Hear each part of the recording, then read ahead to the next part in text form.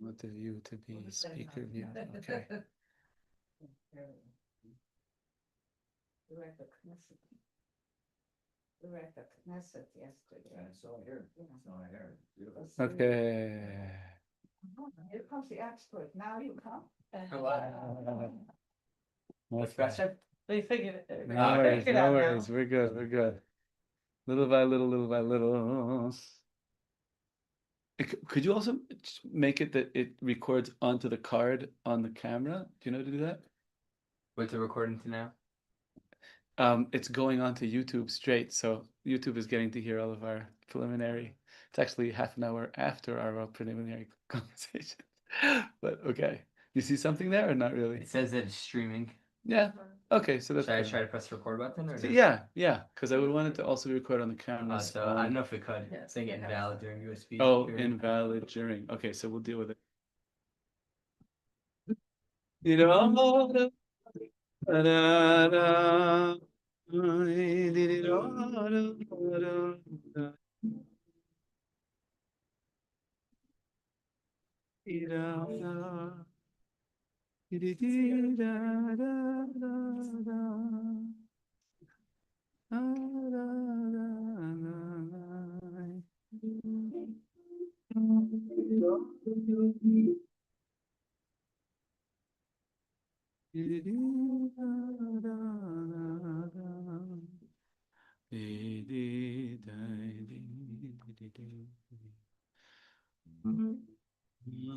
I just have to calm down a little bit. You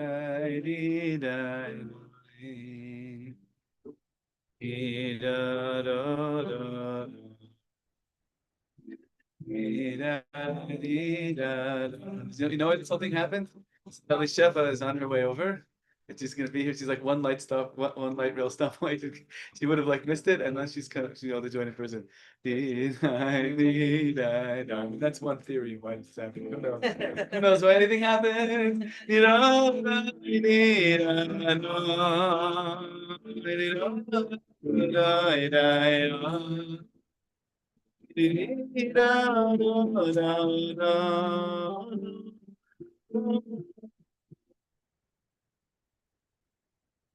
Is that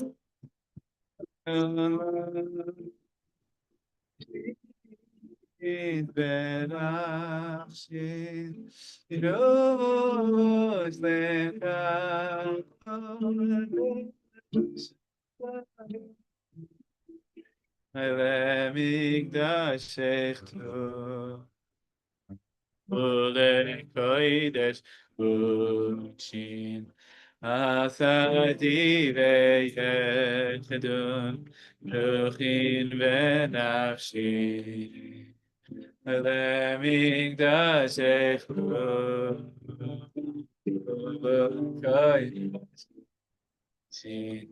Asadi ve'yechedun ruchin ve'nafshi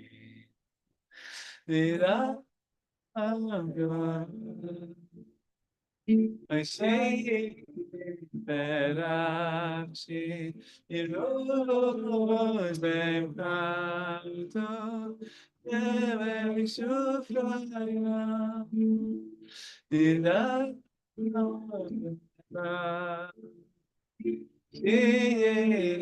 Berachi Yerosh Lemkato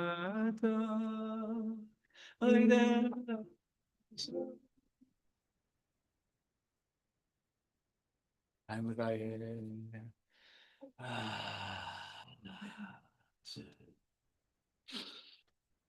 right. So we are learning Maimer HaEmunah. We started it last week. And we are now learning about Emunah.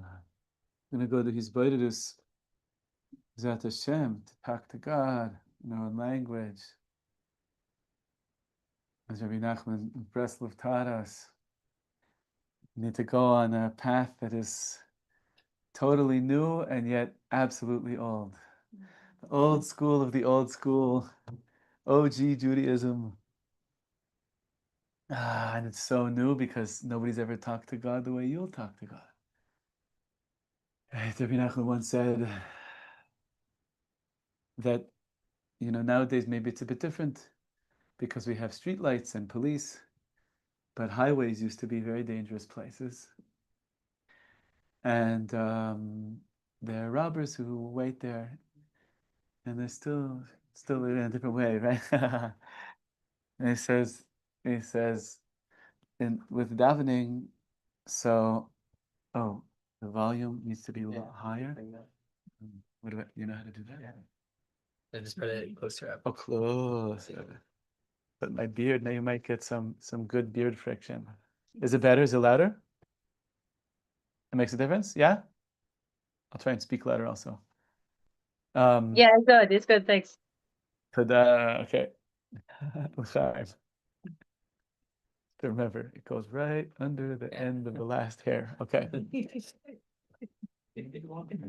What time is it? 2 freckles back there. So, okay. So, so L'chaim. So, he said, Rabbi Nachman said that when we're doing formal prayer, synagogal prayer, or just regular morning, afternoon, and evening, Shachrit, Mincha, Mariv prayer, so there are energies and forces within us that no, they're waiting to say, oh yeah, this is boring, or who says this will work, or is there anyone on the other side, etc., listening, etc. But Hitbodedut is you're making your own trail, you're hacking your own way through. I said this vision of Crocodile Dundee. You guys remember that? Call that annoying. You're hacking your way through your own trail, and so it may be a little bit harder, but it's so fresh and so new that none of these the regular energies that are there to trap you and catch you are there, because then they can't find you there. Very, very precious, so precious. And to really go there, what this whole book is about is that Hitbodedut isn't just walking and talking to Hashem, going to a place, finding a place. It could be anywhere. I used to use phone booths in the olden days when those existed. To go to the phone booth, turn the phone over so I don't hear the buzzing, and talk to God. It's the greatest. Now nowadays you could use your phone, and nowadays even you could be mamish walking the street, people will think you have something in your ear. You don't look strange anymore. It's a good world for breast lifters now. Chaim. So what this book is helping us with is context and awareness of the different all the different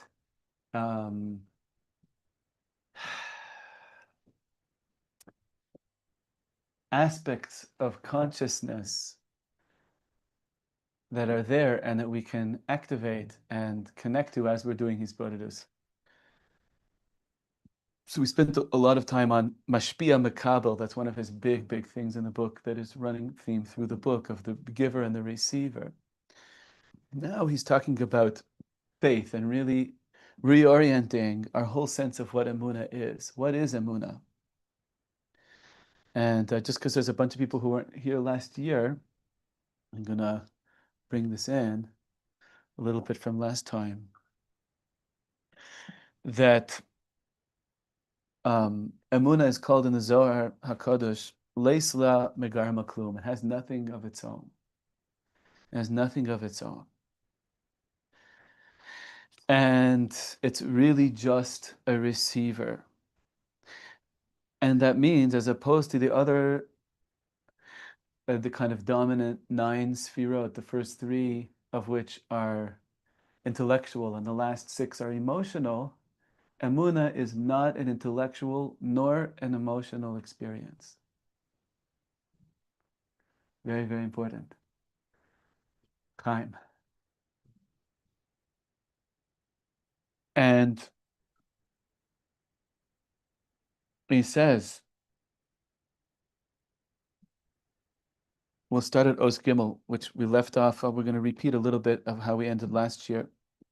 V'yesh v'Yehudi nitzav lefanav inyan nizgav she'en lo hasaga bo b'klei hasechel b'ramchash b'libo kedusha udveikus. Sometimes a person, it's nice, so good to see you, Elisha. Amazing. Welcome home. It's a while already. You've been like a month or something? No. Oh, good. No, I'm saying since you've been back to Israel. A week. Welcome home. Amazing, amazing. Yeah, a couple months. I came in. Oh, a couple months. Fine, I let's say came in that. Very good, very good, very good, very good. Because Yesh v'Yehudi nitzav lefanav inyan nizgav she'en lo hasaga bo b'klei hasechel b'ram chash b'libo kedusha udveikus. There's some new thing that's going on. You came back to Eretz Yisrael. You came back to Yerushalayim. You moved to Nachlaot. You whatever it is you did, right? And you have a sense in your heart of a feeling of holiness and connectivity, possibility, newness. And he makes the mistake of thinking that he's tasting the sweetness of emunah. Havei me'ata, understand now. That anything you can describe as a feeling, he's going to go so deep today. It's so good. It's so nice. No one talks like this that I've seen. Is like almost no. That's why I love this book. By the way, it's been translated to English. It's called One, and I highly, highly recommend this book. That's not called really what emunah is. Even if you don't have an intellectual way of understanding what is this new experience, who am I going to become in this new place, in this new home I'm building? Who am I going to become? What am I going to be? But there's a sweetness to it, and any kind of a feeling, even if it's not describable, even in your own mind, you don't even have what he calls oisios hamoach. This is a very gewaldic topic that comes up a lot in Chabad Chassidus. Oisios hamachshava. That you can think about things to yourself, not in a non-verbal form.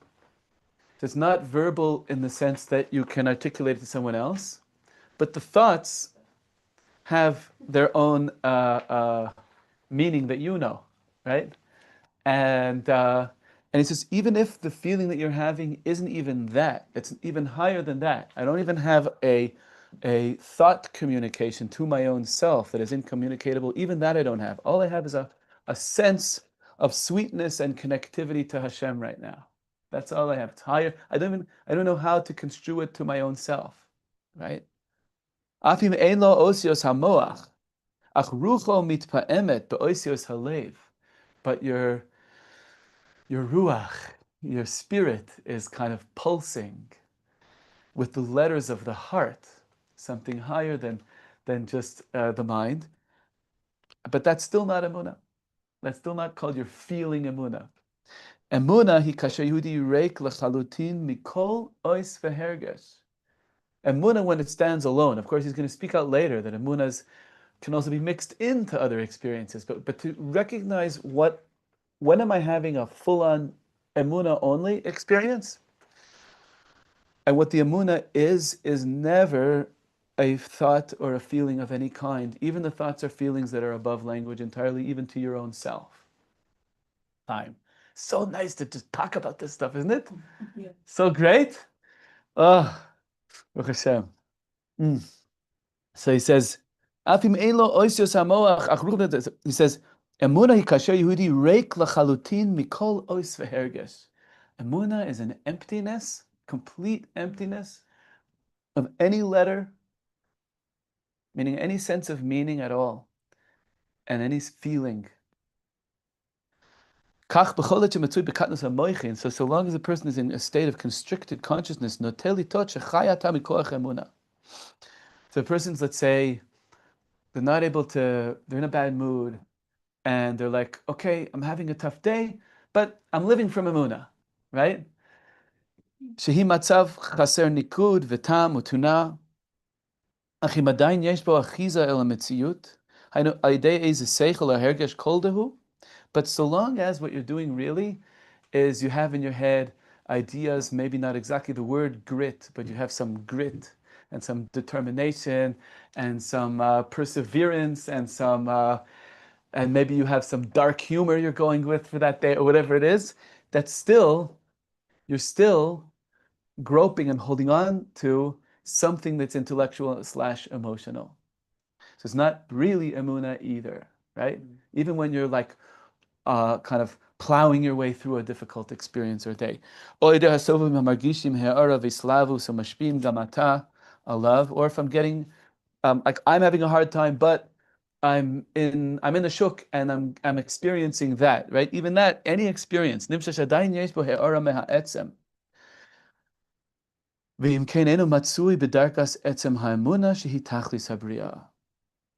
So I'm still telling myself something. I'm shining out. I'm mashpia'ing. I'm interpreting. I'm telling a story. I'm not just receiving. That's emunah. When you're only receiving, not interpreting, not telling yourself anything, not feeling anything, you're just open and receiving. We spoke about this a bit last time, that this is related to the creative state of flow. We spoke about Mihaly Csikszentmihalyi, I think that's how you pronounce his name, this very special professor of creativity at the University of Chicago, and who painstakingly studied like how to be the flow state. Because the moment that you realize you're in it, it's over, right? Yeah, I don't understand so much. That experience is called Amuna. Yes, that experience is called emuna, and we're going to speak about this more. We're going to speak about this more. This is why, in a certain way, emuna and omanut are related, right? Yes. So to like touch on Ari's question, Yeah. this emuna, it's like, doesn't it kind of like negate the whole idea of what like Judaism and like avoda is? It's that like you can't just receive, you have to like receive to give, or you have to give to give, like it. Yeah, we're going to see. Yes, for sure. It never really. I mean, we're going to see.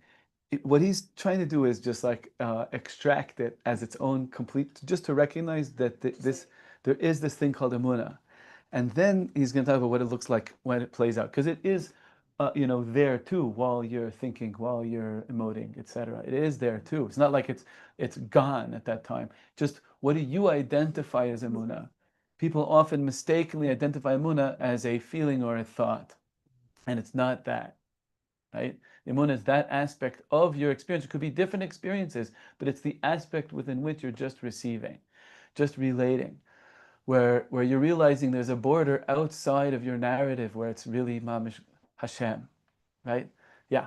Would you say it's like a form of like kind of like total sense of like self-nullification and like allowing Hashem to like fully move through you? Yeah. We'll see more about this. We'll see how we'll let him describe it. But yeah, go ahead. Yeah, Michael. Yeah. So, from the perspective of Emunah has nothing of its own, is there a relationship to Malchut? Yes, etc., to exactly. you? It is the sphere of Malchut. It is. Yeah, we spoke about that last year at length. It would take a whole nother year to. You can listen to it. It's on Spotify, under Rav Levish. TM. Yeah. So would you say that it's just like the deepest, realist like idea of presence? Yeah, it's you just being you, right? Because the real you is a vessel for Hashem, right? And we, as funny as it is, of course we have to think and feel and figure things out and strategize also, right? But that should be secondary to all the knowing that we're doing. That we have in Rabbi Nachman has a story. I think we maybe mentioned this last time. I don't remember if I did. There's a story called the story of the wise man and the simpleton, the Chacham and the Tam. Rabbi Nachman's story. You've seen it? Highly recommend. You must see the story. It's one of the greatest. We were talking about yesterday. Rabbi Kivak has a commentary on that story. Highly recommend that you find it. How are you going to get it? I don't know. You can ask me about it. I can get you the PDF. And in any case, it's an amazing perush. And he speaks there based on Torah 21. I won't take too much time on this because but he says that Rabbi Nachman is not saying that you have to stop being a chacham, even though the story is kind of weighted towards the Tam, that the Tam is kind of the hero. But it doesn't mean, he means that everybody has a chacham and a tam in them, and that's good and that's okay. And what it's related to is in Torah 21, Rabbi Nachman says there's two ways of imbibing intellectual consciousness and new consciousness. One is linear, where you learn one thing and then that leads you to the next thing, and it proves, and the two postulates prove a third thing, and thesis, antithesis, whatever, etc. And then a synthesis, right? And then there is and that's called achor ba'achor. That's called learning things in a way that's called back to back, right? And then there's another thing, which is apanim bepanim, and that's called shefa elokai, this divine flow. We spoke about this a bit last time, the way that Rav Menachem Fruman Zatzal put it, which is you can experience life as facts, or you can experience life as shefa, as like, we spoke of that word, effulgence, this funny English word that only means shefa, like phylacteries for tefillin, but like that there's there's like a like how did you help by translating it? But I think effulgence is sometimes used, must be here and there by other people. But in any case, this flow, that reality is a flow, and so the idea being that yes, we also have to learn things linearly, of course, but the goal is to be like a musician who learns their scales, and if you're a saxophonist, you learn how to hold the embouchure and how to hold it, and you build jaw muscles, and you learn the coordination and how to make the notes and how to blow and how to soft and how to etc. All of that is for the sake, all of that linear knowledge, which is called back to back. It's like you're not really connected in a face-to-face way, in an experiential way. It's at arm's length, it's abstract. All of that is to build a vessel so that you can just play and you don't have to think, and it just happens. That's called shefa. And same thing with Torah.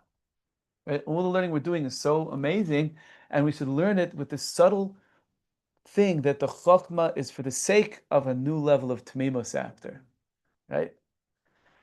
And then the tmimos itself brings you, that simplicity also brings you to amazing new levels of confusion. And then you have to figure it out linearly, and then that brings you to a new simplicity. You hear what I'm saying? It's incredible. World to world. It's big stuff, mamish. I'm saying a lot in very tiny snippets, but okay, because we get back to the book. So he says, Kach bechol eit shematzui bekatnus because a person could sometimes be having a hard day, right? Constricted consciousness, katnus amoichin. Noitili tosh shechais. The person, we read this already. Person thinks, oh, now I'm living with Emunah, but really they're holding on to some emotional idea, to some intellectual concept, grit, determination. I'm going to make it through. I'm going to have dark humor. But that the Emunah is happening, but the dominant energy isn't. You're still scripting it, right? Open the door time. Amuna is happening. And it's happening there in the background, but the identification that I'm living from Emunah as the grit, determination, the comedy, the whatever you're using, that's incorrect. That's not the Emunah. That's your mashpia sfirot. That's your thoughts and emotions in a different way, dealing with having a tough time, which is great, but it's not Emunah. Emunah is different. Emunah is vessel only, right? Baram, yesh matzav alum va'amus. There's a very hidden and concealed state. She'adam nitzav mulo atum v'chatum. The person is just totally plugged up and has no strategy. They've lost everything, right? This is where Emunah gets, again, these are rare experiences, but he's it's like chemistry kind of. He's extracting just this element. It doesn't occur in nature so often, but it's something human life. Like it's rare that we have only an Emunah experience, but he wants to give this to us so we should understand what Emunah is, right? He says, "Yesh matzav alum amus atum chatum eno mevin me'uma ma koreh." The person is completely lost; they have no idea what's going on. Eno margish klum. I have no feeling. I'm just like no, nothing. right? Rak ro'ev nitzav achuz adishut. I'm seeing, I'm just standing there, and I'm filled. I think adishut means indifference. Is that right? Like I'm just like, there's no, I'm not scripting. I'm like, what? You know, I know yodea filu eich lagiv. I have no idea how to respond at all. Zero. B'chalal panui zeh. In this completely empty state, lichora ein kol chibur v'shaychut b'no levin hamitcholel. It seems that there's no connection between me and what's going on. Harihu nedar kol zik shel kesher b'no l'svivato. You're missing any, even zik, like is like a chain, like and anything that chains me and connects me to have no. I'm like just like untethered, completely, just like free fall, like float, you know. Kan makom leidata emuna. This is the place where emuna can be born. Po rega habriya. This is the time of creation, right? Creation, meaning as we saw in last week's year about Midas HaMalchus, where Hashem can only be Melech when there's an other. So long as we're still scripting and everything, we've been saying it a few times from the Ishbitzer, Rabbi Yankov Ishbitzer, who says the baby first recognizes that its mother is a separate being when the mother's late. Because until then, the baby thinks crying causes milk to come into its mouth. And the first time the mother's late, it realizes there's a loving presence outside of me who's giving to me. Incredible thing. An incredibly deep teaching. And this is this concept. So long as we're scripting things, even when it's a tough script and we think we're having faith, we haven't really gotten to the border of who we are yet. We're still scripting it, right? Which we're not framing as negative. It's just not Emunah. This is, yeah, it's just not Emunah. Is it a defense mechanism, or it's like To some extent, defense is a little harsher word. It's like, Right. you know, it's like it's survival strategies and whatever it is. Yeah, It's your input, exactly. You're inputting, which is good, and we need your input. But he's sensitizing us to we have this other thing. We have this other thing that's called Emunah, where we can really relate to the capital O other mamish, right? And that requires like a complete breakdown of everything we can think and feel. Total. Ho rega habriya, and this is the place where creation really happens, because this is where, when does creation really happen? Is when there's a creator and a creation, and like until then, we're sort of alone. It's kind of like, you know, I'm the king. You know, I was telling Aryeh this joke yesterday that they say, and Aryeh's in his first year of marriage with Hashem, everyone should, if they're married, enjoy their soulmate even more, and if not yet, should find them mamish v'karo in the right time, simcha. That it says chatan dom el melech. It's a tongue-in-cheek joke. It says a groom is like a king. So there's a joke that says when you're a bacher, when you're not yet married, you're a king. When you're a groom, you're similar to a king. Once you're married, that's it. It's, you know, it's a little dark, but the idea being that you encounter the otherness in marriage, and all the strategies and all the things you have to learn to mamish relate, and it's so deep and so it's wonderful. It's Gan Eden, a little rough at the beginning, or well, it shouldn't be. It should be sweet. It should be the best, but etc. Right? So he says, Po rega zechidush hamelucha. This is where Hashem can really be melech, really melech, not just my picture of who Hashem as a melech is, but really melech, beyond me completely. In this state, you're really living Hashem's kingship. This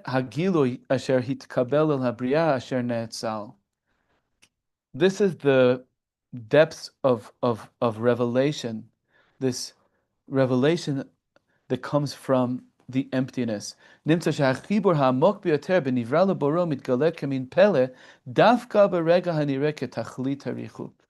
So what we find is that the deepest connection between creator and creation is revealed, comes to the fore, is experienced in a wondrous way, specifically at the moment that seems the furthest, the moment that seems when I'm at wit's end, literally, and heart's end, right? Mamish at the end, that's where you really like Hashem says, "Oh, hi." That's where you can really getting to know you. This is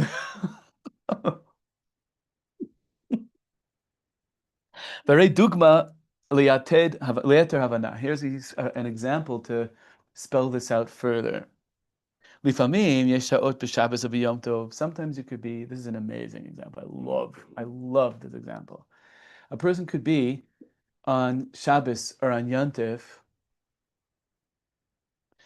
where you're in a state of darkness. Cheshchas nefesh muchletes. It's Shabbos, but I'm in like spiritual darkness, complete spiritual darkness. I love how he speaks about this. Beheder moach v'lev. No thought, no emotion. I'm just like, it could be a Wednesday, right? Literally, could be a Wednesday. Das behergish, no consciousness, no emotion. Ach im yesh bo zik shel hashra klusha rechoka. But if I even the tiniest connective thread of hashra klusha rechoka, of some sense of connectivity, even if it's very weak and very distant, right? You are only coming through in waves. It's like this tiny little, this a resimu, just a little imprint, big day Hashem, just from the fact that you look down and you see your Shabbos clothes. Or reach hamachalim, there's the smell of the children. It's okay. It feels like Wednesday, but yeah, I smell the children, you know. Or hashra'ah shel svivat shomer Shabbos goder. You see people walking around with palaces and nice clothes and etc. And there's no cars in the street. Nimza shenoseh b'tocho shaychus koldi. So you still have some kind of connection. Ve'ein chalalo panui legamrei. So you're not in a complete state of emptiness. Lomar sheyesh kan emuna kafi shehi. So it's still not yet an emuna experience of its own. Rak bimato b'svivat goyim. It's only if you're in a place you're completely surrounded only by non-Jews. This I've been there, on Vancouver Island, Pearson College, Machosen, little town. And, or if, chas v'shalom, you ever stuck in an airport or for Shabbos, it happens to people sometimes, shouldn't happen, but it happens. And whatever it is, where you're in a place where there's absolutely nothing. Reik mimochin v'hergesh v'chol samaman sheyesh bo reach Shabbos. There's nothing to remind you of Shabbos, there's no smell of Shabbos, there's no clothes of Shabbos. Your Shabbos clothes were in your bag, and you're just sitting at gate 23, and you're hearing the announcements going through, right? And you're just like, oh man, like you got nothing.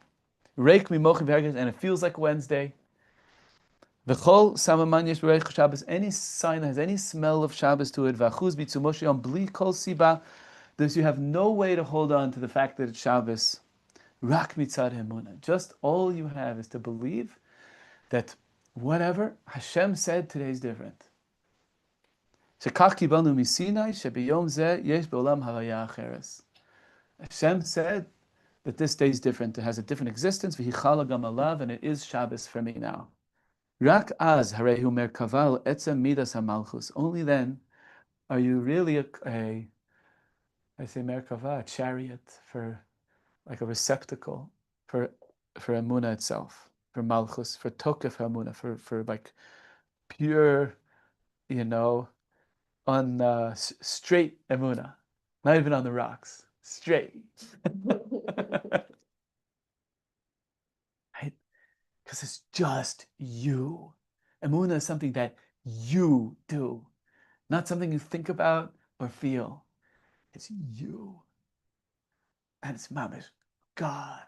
Rav Nassim says in another place, so matzah is the bread of geula. Matzah is only allowed to have 2 ingredients. You can't even put salt into the dough. Nothing. Because geula has got to be just 2 ingredients, you and Hashem. That's when it really happens. Not because I have a new idea or a new feeling. It just really is me and Hashem. Avram Avinu haya yechidi ba'olam b'emunato. Avram Avinu was alone in the world in his faith. Av lo hayalo, he didn't have an Abba, a father to teach him. Rav lo limdo, he didn't have a Rebbe to teach him. Dveikusa b'shem yisbarach hasam mitoch emunah levad. All he had was this feeling like, it can't be this, and it can't be this, till he's like, it's you, right? And he had this capital Y. Lezeh rak hu nikra avi hamaminim. That's why only Avraham Avinu is called the father of believers. Velo Yitzchak Avinu. Yitzchak is not called the father of faith. Why? Because he had an Abba who would teach him. Right? Again, he's being very strict about this. Of course, Yitzchak had faith, and there is faith while we're feeling and thinking things. Of course, like we keep saying, right? But there's something bigger, right? Which has to come just from you, as you, not from anybody else. Right? We say in the Shmoneh Esrei, Elokeinu v'Elokei Avotenu. It's not chronological. It's not chronological. Hashem was the God of our fathers before it was the God of us. Why do we say Elokeinu first and then Elokei Avotenu? Because that's how real Yiddishkeit works. It's got the God has to be your God first, and then the God of the avos and the imos. Yeah. It's just a short comment, but I was reading the Parsha and it says when Moshe speaks to Hashem and he says, Hashem, what should I call you when I go to the Jewish people? And he says, Ahiyah, Sheriyah. And I was thinking about that, like, it's because for every single person, it is a different. Beautiful. Yes, beautiful. That's the name of Geula because it's a dynamic name. Right? He said he was worried, what name am I going to tell them? Nassim speaks about this in the Likutei Halachos. What name am I going to tell them? Because what name is going to... A static name for God won't work because they'll feel like they needed it. It's a long story. But yeah, that kind of a thing.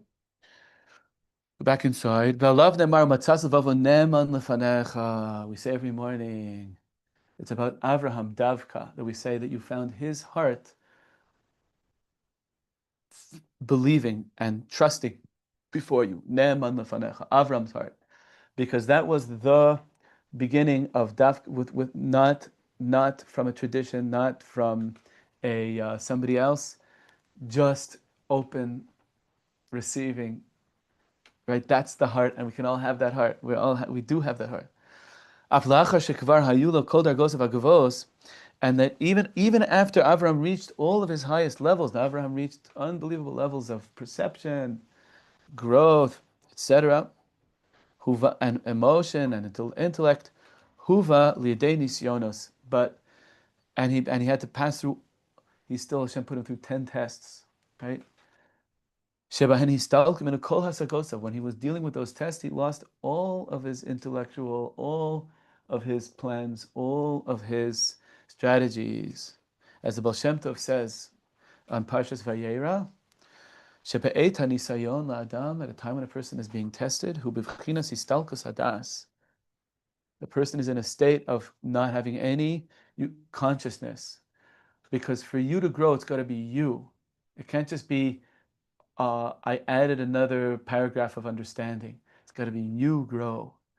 It's not just new information that comes from a test. It's you growing, you. That's what in the Emunah state where that happens. Elokim, it's Elokim who tests Avraham. Elokim is the name of constricted consciousness. And it was then that he tested Avraham. Okay, we're 10 minutes over the end of the official time of the end of this year, but if everybody's okay, we started Mamash a full half hour late, so we're going to go another 10, 15 minutes or so, if everyone's good with that. You just clarify consciousness? Yeah. Like what you mean by losing a state of consciousness? Yeah, it means he lost everything that he had learned and understood. He didn't have his like all of his spiritual tools to buttress him. He was just bereft of everything on his own, and he had to find the energy to stand up to all these tests from a place of emunah, just from a place of emptiness. Yeah. Machar, and he's going to explain this further. Machar she'emunah hi yesod habriyah. Given that this state of emunah is really the foundation of all of creation, that we have this a possibility to get to, and we were on our way, and we're getting there little by little, and right, nahir efo Shehina matzav tamidi, right? So we can understand, therefore, that it actually is a constant state. Even though it seems like emunah is like only once in a while, and you can eke out some of the, no. It's actually always there. Why? Because you're always there, right? You can't say that emunah is only something that's like once in a while, right?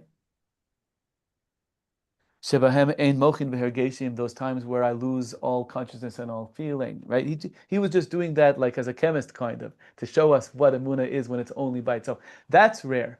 But emunah itself is always there. Of course, you can't say that when I'm in a state of love of God or fear of God or sense of connection and intellectual excitement of learning in Torah, what, so there's no emunah there? No, of course not. Right? Just because we, who are the family of Abraham, and this includes converts because it's a soul thing. Abraham, the Gemara says, the Zohar says that Abraham and Sarah for many years weren't having children, and all of that time they were having children. They were having spiritual children. All the converts who would one day join were being brought into the world from all those years of their marriage, tens and tens of years.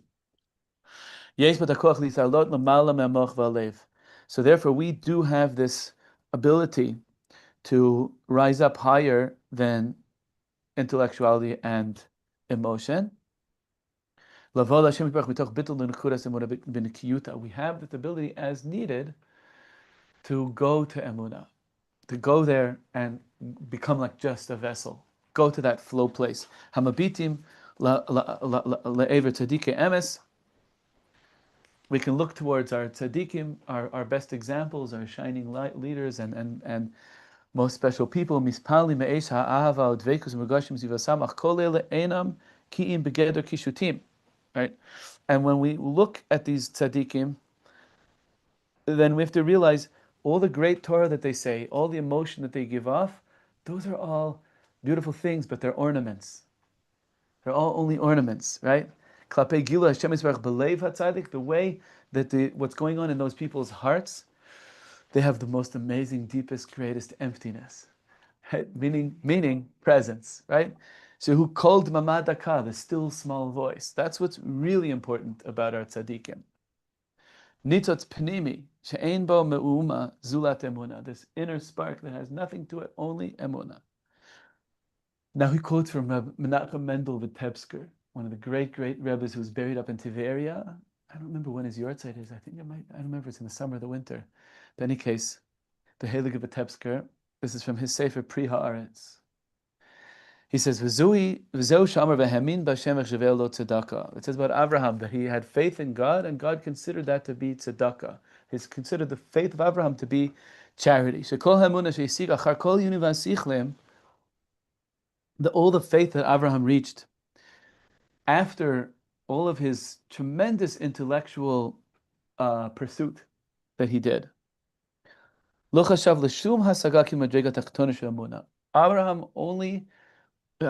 only considered what Hashem considered important, and like that Abraham gave him back something, was the emunah. Even though Abraham, like the Gemara says that Abraham wrote a tractate of idol worship, about idol worship, which had 400 chapters. Abraham knew, and we know from Rashi, he knew astrology unbelievably well. And there's so much to know about astrology. And Torah talks about astrology too, Reb Chaim Vital. And when you're born is really important, where and when you're born, and etc. There's so much you can learn about yourself, and it's incredible. And all that mattered to Hashem, after everything Abraham knew and grew and taught and lived, was his emunah. This is as Abraham said about himself, I am like dust and ashes. That is this connectivity, saying after everything and all these unbelievable levels of intellectual, emotional maturity, growth, etc., but I'm dust and ashes. I'm just empty to you, Hashem. That was like we said before, all the chokhmah becomes a vessel to hold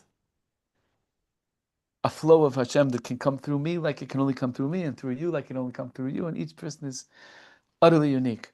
V'asagas emunah is a good gdol kazu kashar chol sichlim v'yunim v'asagas edvikas shemasig yamin be'emes v'emunah machmas shiflus at liyos be'enav af ve'efer bevadai kol azagos ve'en bot lo tam v'lo reach v'lo shum dveikus klal u'menaso yichye ledavka bo yisparach emunah zos eina nishpas ki mito yisparach be'atzmo. And this level of emunah that Hashem was so excited about, right?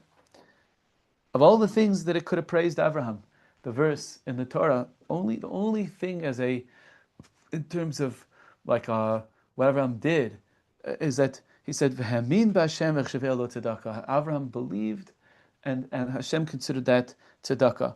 And this emunah, he says, "Eina nishpas ki mito yisbarach ba'atzmo." Really, the truth is that this emunah itself comes from Hashem. It's not even Abraham's own thing. All he did was make enough room for it, right? And this is this incredible thing with the matzah, the two. It's the real you and the real Hashem. The amazing thing about Emunah is that's where God, mamish, can like land and be with you. But so long as it's still being filtered through some intellectual thing or some emotional thing, it's beautiful and you can learn from that and it's important. But it's not really going to be God. It's going to be your narrative about God, which is great. You can learn from that. You can teach from that. You can grow. You can inspire, etc.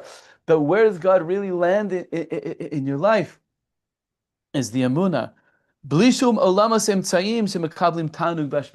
It's not even exactly described as a pleasurable experience. It's so good. It's just being.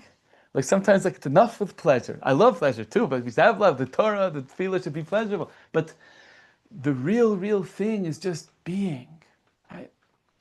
That's why also like the Navi calls the Kodesh Kodashim Cheder Hamitos, the bedroom, the Holy of Holies, which means aside from the connectivity, it means also literally just sleeping. Sleeping. Rabbi Nachman wrote a book called Sefer HaNisraf. He had Reb Nassan write out the whole book, and then he told him, okay, the world's not ready for this book, burn it. A wild story. And Reb Nassan says, I don't remember what this book was. I was in too much Oz. All I remember is the whole book was a commentary about making the bed for a guest.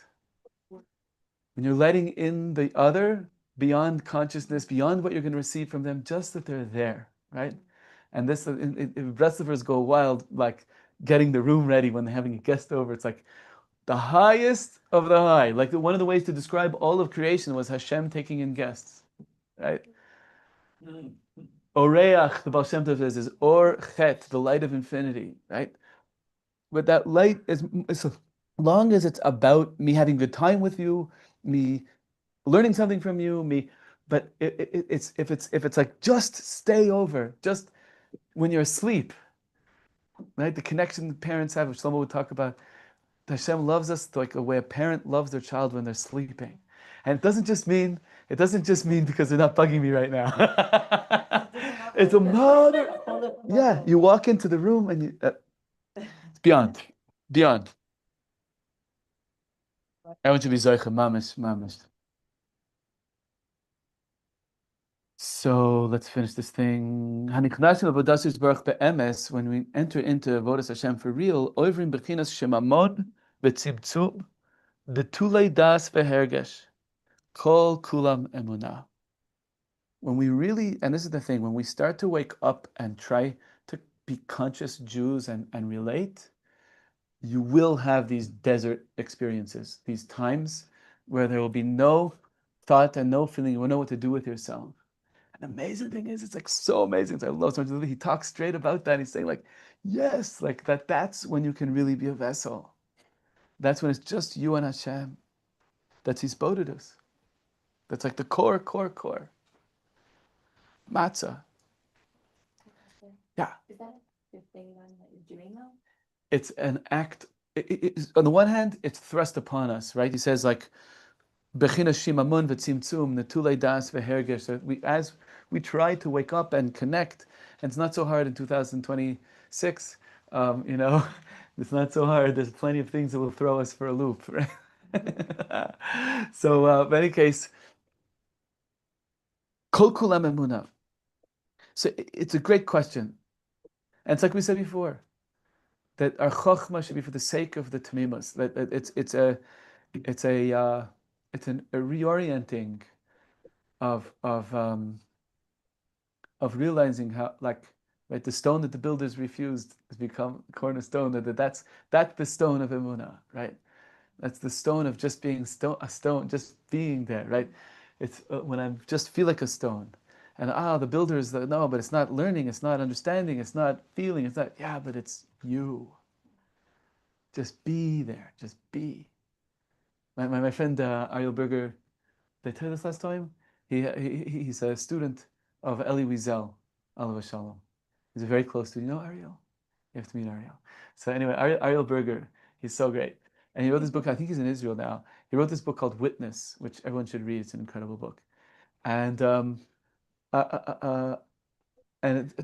when Eli Wiesel got sick at the end of his life, so Ariel was like, what can I do for you to continue your thing? Like, he was really like a Talmud Mamish, really a student. He did his PhD with him, and he was a teacher student with him, very connected. Eli Wiesel considered himself mainly to be a teacher. And he taught, people don't know that he taught for decades at BU. And Eli Wiesel says, he looked at me and he said, just be. Just be. Such a beautiful thing, right? אך משום שצריכים הם לקבל עומק נפשם את מהות האמונה, שגם בשעת גדלות המוחין ותפארת המידות, יהא ייחוד המשם יתברך רק מכוח אמונה. It says, these times that we have where we get emptied out, and you don't have to necessarily even make them happen, they'll happen.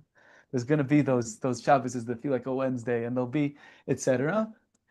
Those are the times where you can just be, and just be a vessel, and then you can remember that and bring it in to your enlightened times and make it that you don't over strategize because of what you know and feel. And you're able to bring the being from those alienated times in to the more connected times and upgrade the more connected times from that amazing state of emptiness. Hearing this? An amazing thing. Yeah. Like that Shabbos? Yeah. That's Shabbos. Yes. Shabbos is Malchus. Mamish. So that's why the Shlomo was saying good Shabbos during the week. Yes, absolutely. Absolutely. There's so much to say about all of this.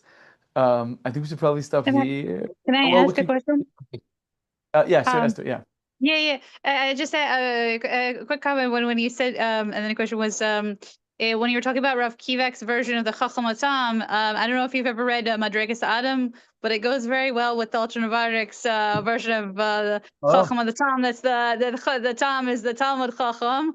And I realized at one point that either Torah Chacham, which is why I thought of it, or Talmud Chacham, if you take the initial Taf and the final Mem, it's supposed Tam. Nice. So I don't like fully understand the concept, but it seems to go together. But my question though is if Amuna, it's not an emotion and it's not an intellect, but is there some sort of like, I don't know, energetic hargasha or something that you sort of really know that you have it? Because like, it's very nice to say that every yid, because, we're son and daughter of the Vavos, that you have it. But I usually don't feel like I'm connecting to it. And people that have, in the past, people that have told me that, well, why don't you have a Muna? Everybody has it. It's usually been the sort that like, they're afraid my questions are gonna take away from their weak Kamuna and start like keep on shouting at me, like So it kind of, I know there's a real concept there, and I want to understand it better. Thank you. Amazing question. You're saying if it's not intellectual or emotional, how do you know you're even having it, and how can you remember it? How can you relate to it? Very good. So I think we should actually read the next couple paragraphs, and it's good because we'll finish this ois. And it's gonna speak to this. He says, the holy books say that this is why there's this concept called revival of the dead. We have this thing, Tchias HaMesim. What that means is not only that everyone will be revived, but also means everyone's going to die first. Even people will be alive in that generation will die and come back. The Gemara says, yeah, You can't. There's no except for like Meli Eliyahu Navi and like a couple of the people. We die. L'chaim.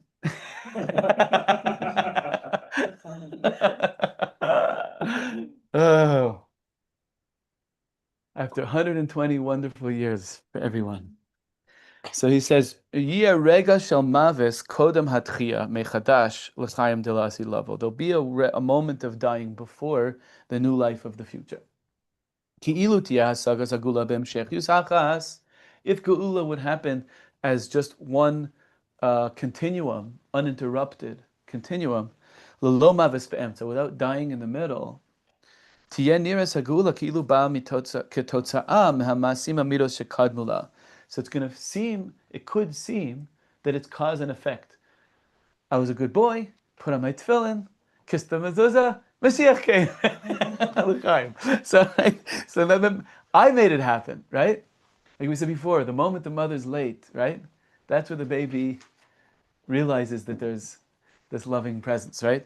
Baram rega hamaves, the moment of death, yichadesh es heras amuna sheyesod hakol, is that's what's going to ignite and renew a new level of faith for all of humanity.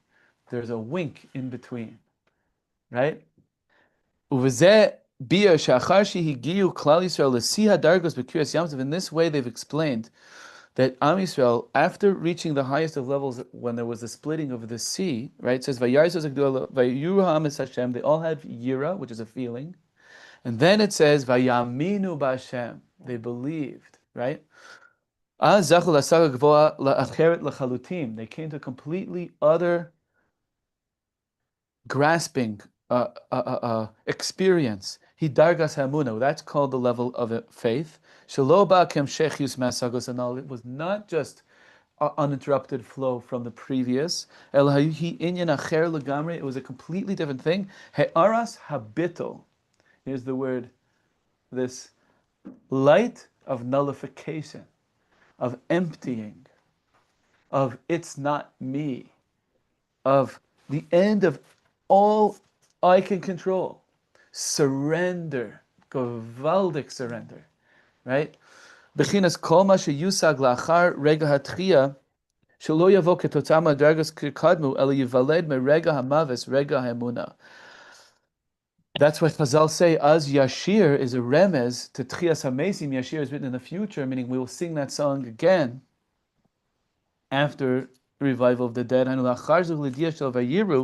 that at that time there was a remez, there was something hinting to, there was an experience that was related to, because in a certain way, the splitting of the sea was so unbelievable, blew our minds so much, it was like we died, right? It was like a little bit like too much, like blew us away so much, right?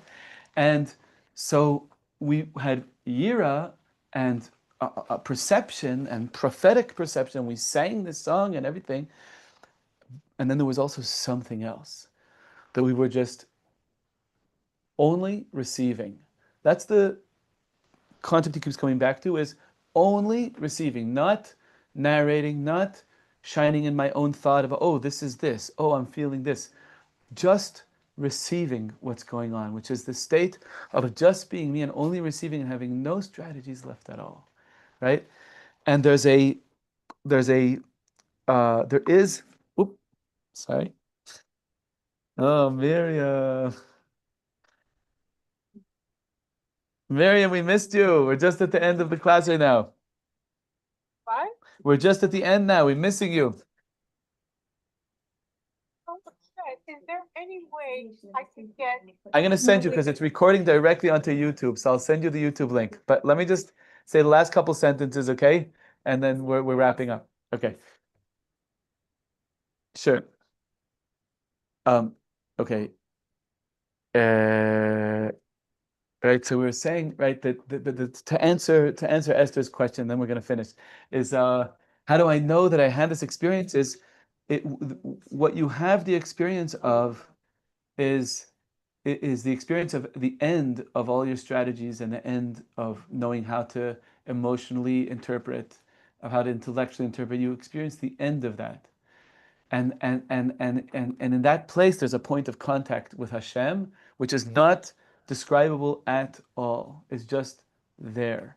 You can't say anything about it, even to your own self. You can't, it's not a feeling or a thought. It's just it's a connectivity of its own. I hope that says it. Like we spent a lot of time saying what we can't say, but like